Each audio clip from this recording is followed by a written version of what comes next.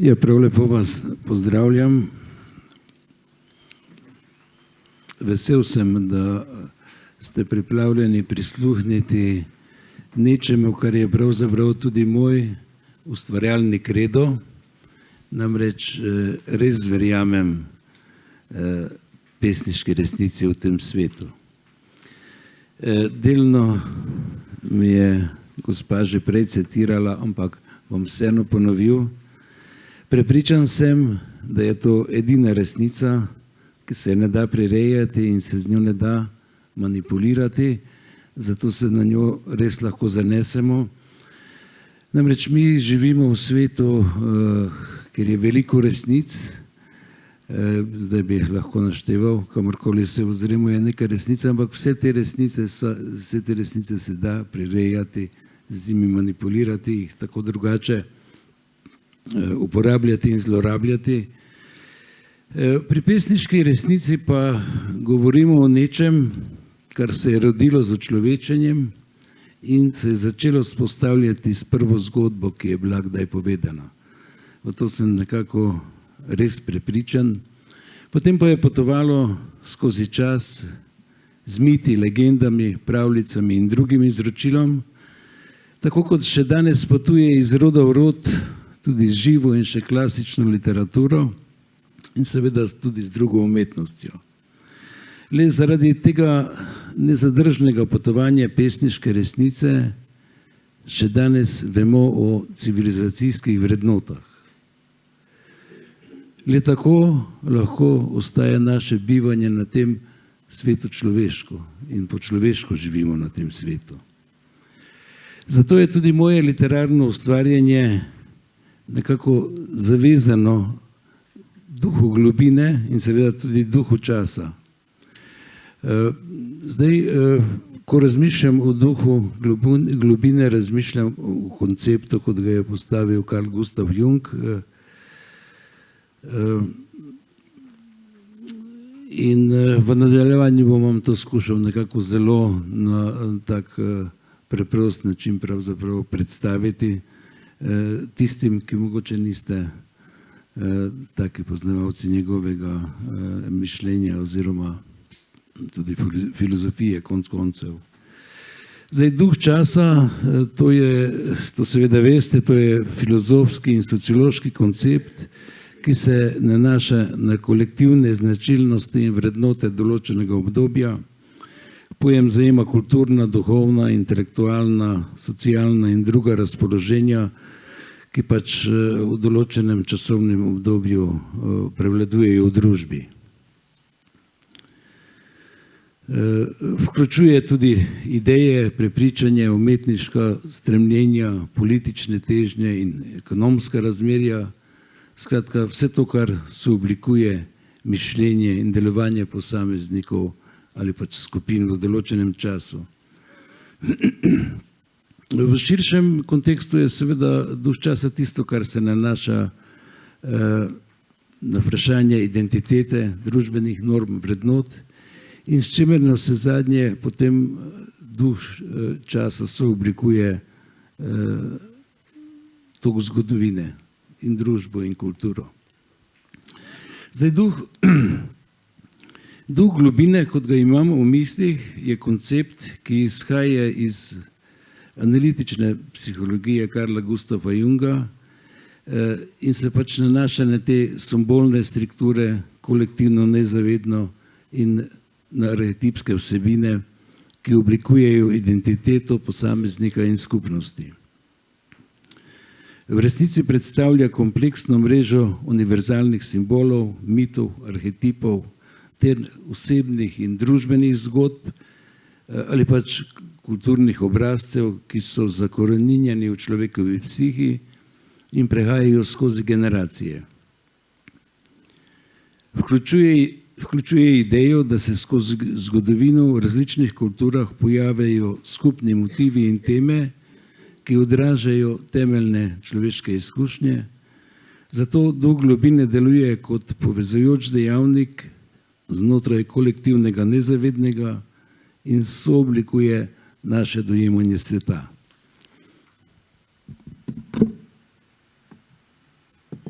Že dobil suha usta, pa sem komaj začel.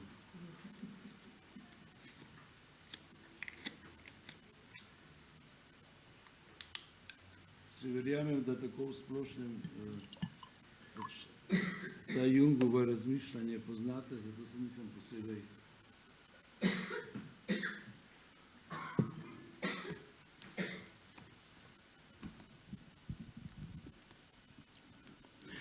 Jung je bil namreč prepričan, da je raziskovanje globine ključnega pomena za razvoj posameznika in zdravje psihe, saj omogoča integracijo arhetipskih vsebin v zavestni jaz, kar pripomore k celovitosti in avtentičnosti identitete. Samo v nadaljevanju izhajam iz prepričanja, da prepletanje duha časa in duha globine ni bistvenega pomena le za individualno pristnost, ampak je tudi ključnega pomena za življenje in zdravje celotne družbe. Če namreč skupnost izgublja stik z duhom globine in ostaje brez korenin v arhetipskih resnicah ter univerzalnih človeških izkušnjah, se s časoma ujame v past trenutnih nagnjenj, želja in potreb, ki jih ustvarja duh takega časa, ki je brez pravega razumevanja humanističnih civilizacijskih pridobitev in s tem seveda tudi vrednot. Naš skupni obstoj zagotovo pomeni več kot le trenutek. Zato je iskanje odgovorov na vprašanja, ki nas spremljajo skozi vse čase, pravzaprav nujno. V današnjem svetu, ki se kot še nikoli do zdaj spreminja s bliskovito naglico, se zdi, da postaja ta naloga vse težja.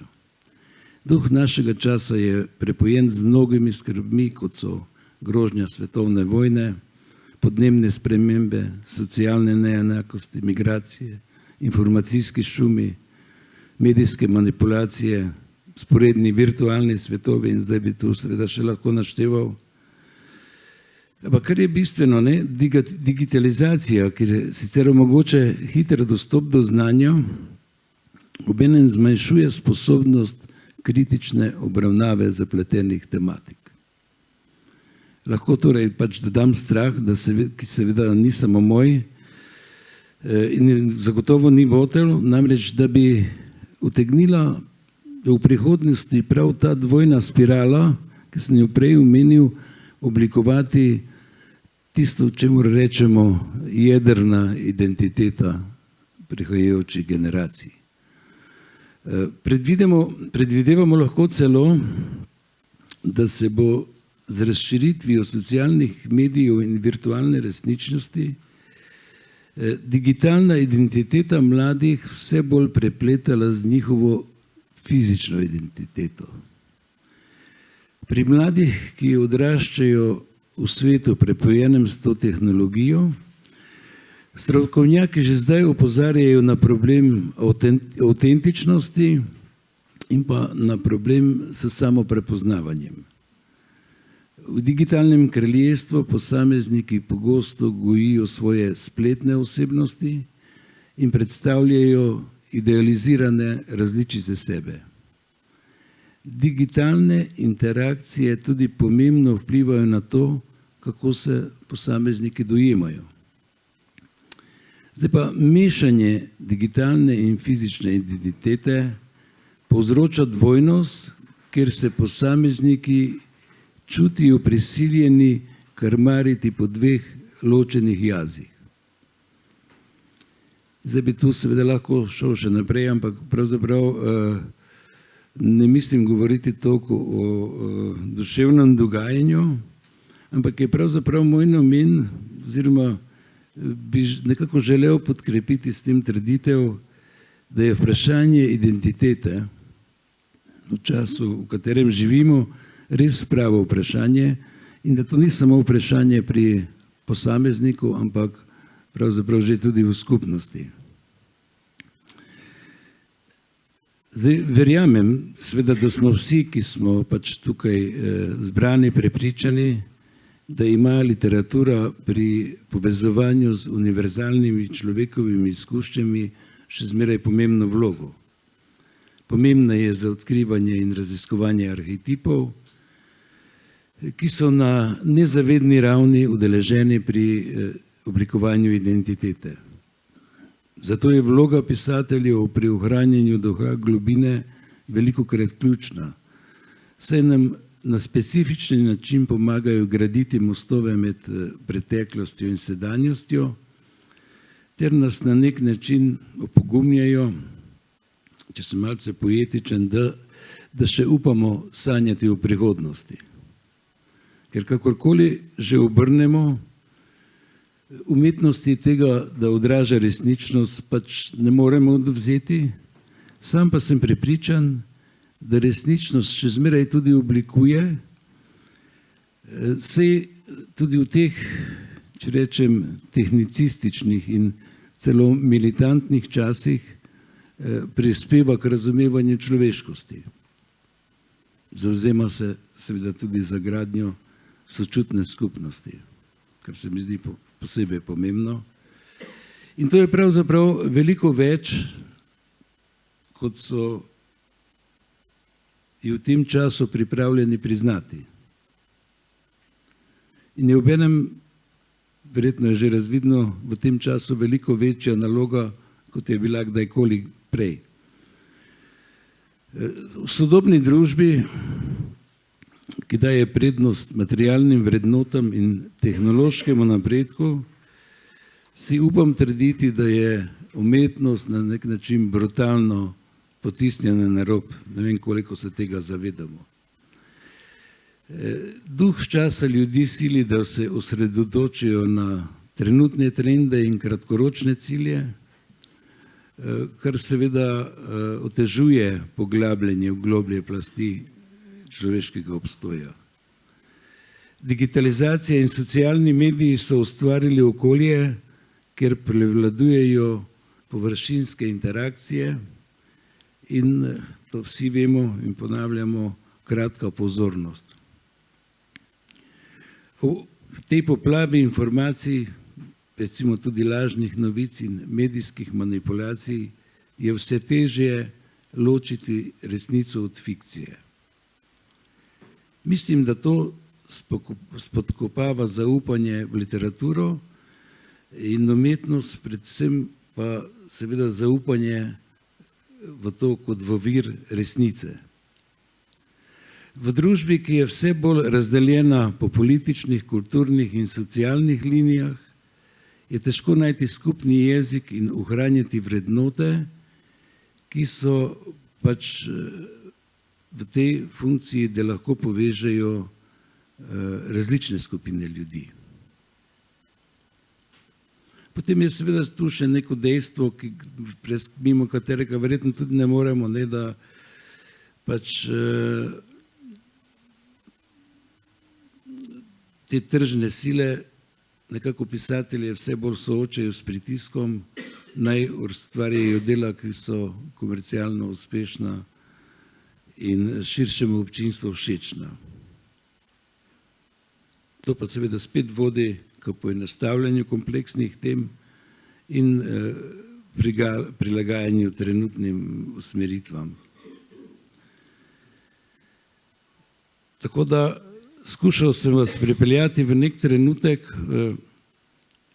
z različnih vidikov, ko si upam zdaj zastaviti to bistveno vprašanje za današnje predavanje, ampak prej moram spet malo vode popiti.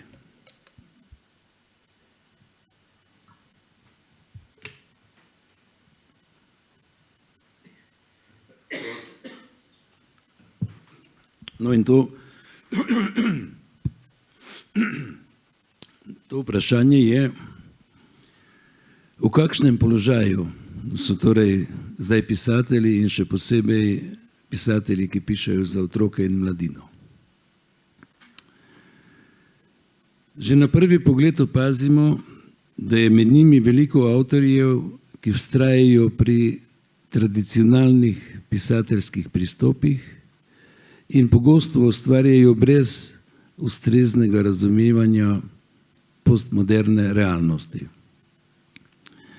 Ne zavedajo se različnih oblik interakcij, ki jih mlajše generacije povezujejo s tehnologijo in mediji, ne ukvarjajo se s kompleksnostjo sodobne mladostniške kulture in pogosto niti ne razumejo pomena novodobnih metafor in simbolov, ki se nahajajo v digitalnem in virtualnem okolju. Nočejo videti, da je razumevanje tehnologij ta hip nekaj tistega, kar ni zgolj opcija, temveč je nujnost. Ker, kot sem že prej povedal, ravno to oblikuje percepcijo mladih in njihovo interakcijo. Postaja del njihove identitete in obzorja sveta, v katerem živijo. Zato pisateljski pristop, ki se zanaša na stare pripovedne arhitekture, brez pravega prilagajanja novim okoliščinam in izkušnjam, pri mladih pogosto ni več deležen odziva. Očitek mladim, da nočejo brati, prebranega ne razumejo in jih to ne zanima, se ob teh argumentih nekako zmehča in pisatelji ne postavlja ravno prijaznega ogledala. Dejstvo je, da mladi bralci tudi danes iščejo naracijo, ampak tako, ki jih reflektira, ki jim omogoča, da se poistovetijo z junaki, ki govorijo njihov jezik in ki ga razumejo. Vprašanje je torej, ali jim taki zastareli pisatelji to zmorejo ponuditi. Jaz osebno mislim, da ne. Ob tem pa seveda nikakor ne postavljam za vzgled tiste skupine avtorjev, čem tako rečem, ki novo nastali položaj in to hitro spremljajoče se okolje sicer dobro razumejo, a pri svojem ustvarjanju sledijo le trenutnim trendom in modnim muham. Ti avtorji namreč ustrezno izkoriščajo sodobne tehnologije in družbene platforme za učinkovitost svojih del, vendar njihove stvaritve preprosto ostajajo na površini, se ne lotevajo raziskovanja globljih vprašanj človeške izkušnje, ampak se običajno osredotočajo zgolj na to, kar je pač všečno, komercialno in drugače uspešno. Sledijo torej vzorcem, ki jih narekujejo tržni interesi in spletni algoritmi, vsebino pa prilagajajo bralcem, predvsem na podlagi njihovih preferenc. Rezultat je literatura, ki ne more pač ponuditi tega, kar navajam pod tam, ko razmišljamo o duhu globine. Zdaj, taki pisatelji seveda, ne vem, če se tega zavedajo ali ne, izgubijo edinstvenost svojega glasu in se pač prepustijo diktatu duha časa. Tudi tu se verjetno strinjamo, da to ne zadošča, da to ni tisto, kar iščemo. Zdaj, razmišljamo lahko na način, da je prototip pisatelja sodobnega, današnjega, najverjetneje v presečišču teh dveh skupin, ki sem jih omenjal. Po moje je to tam, kjer je najmanj gneče. Tam je najmanj avtorjev, ki to oboje udejanjijo, se mi zdi, ampak to je zdaj že moja neka osebna ocena. Vsekakor sem takole zapisal. Prototip sodobnega mladinskega pisatelja namreč združuje sposobnost razumevanja in prilagajanja hitrim spremembam v digitalnem in digitaliziranem in virtualnem svetu, hkrati pa ohranja globoko povezanost z univerzalnimi človeškimi izkušnjami.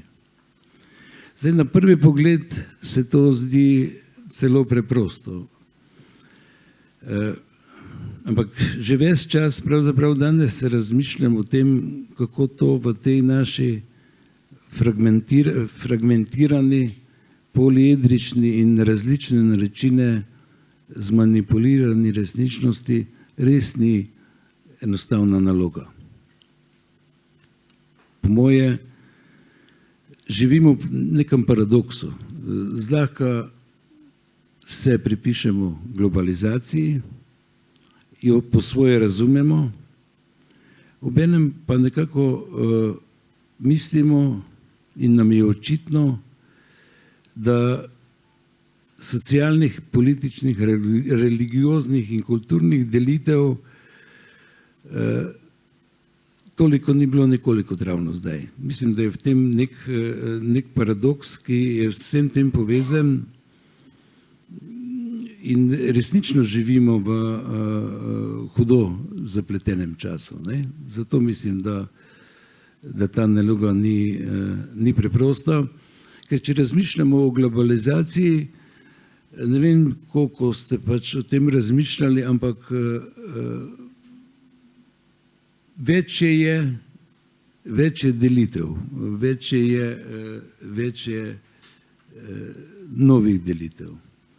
Ta paradoks se mi zdi je neka paradigma današnjega časa, ki bi bilo dobro posebej obravnavati, ampak naj tu s tem končam, ker se mi zdi, da je bilo pač zmeraj tako, da so samo pisatelji, ki so zmogli to dvojno angažiranost, o kateri že ves čas govorim, ustvariti dela, ki odražajo resničnost sveta in vzdržujejo njegove sanje. Pač razlika je mogoče zdaj samo v tem, da je to težje in da je zato mogoče takih pisateljev manj. Verjamem pa tudi, da ta boj za to pozicijo pisatelja še zdaleč ni končan in da edinstvenosti takih pisateljskih glasov, ki to zmorejo, se preprosto ne da utišati in se nekako tu navezujem na to, kar bo sledilo, na predavanje, ki bodo pač sledila.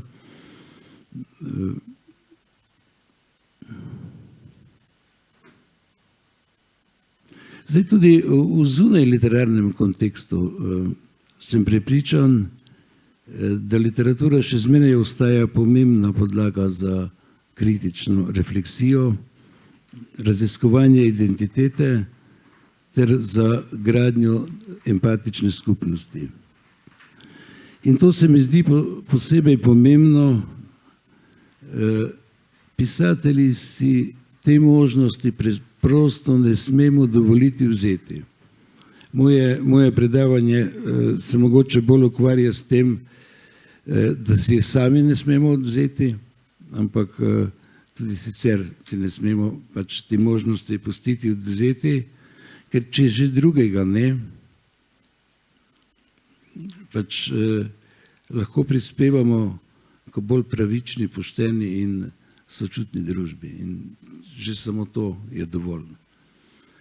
In to je pravzaprav ta moja zgodba, ta zgodba o pesniški resnici, kot jo pesniško imenujem. Vse te zgodbe so po svoje dragocene in bistvene, ker nam tako ali drugače barvajo pogled na svet. Povezava te zgodbe z mladinskim pisateljevanjem in z mladimi je pa zelo enostavna. Vse to se začenja že v vrtcih in šolah. Tam, kjer še jemljajo zdaj naše knjige v roke, tam jih še kdaj obiščemo in zaradi tega je naša vloga toliko bolj posebna in občutljiva. Moramo se zavedati in ji biti kos tudi v prihodnosti. To je ta imperativ. Samo zato sem danes razmišljal o tem na glas, ker se želim, da bi bilo res tako tudi v prihodnosti. Hvala lepa.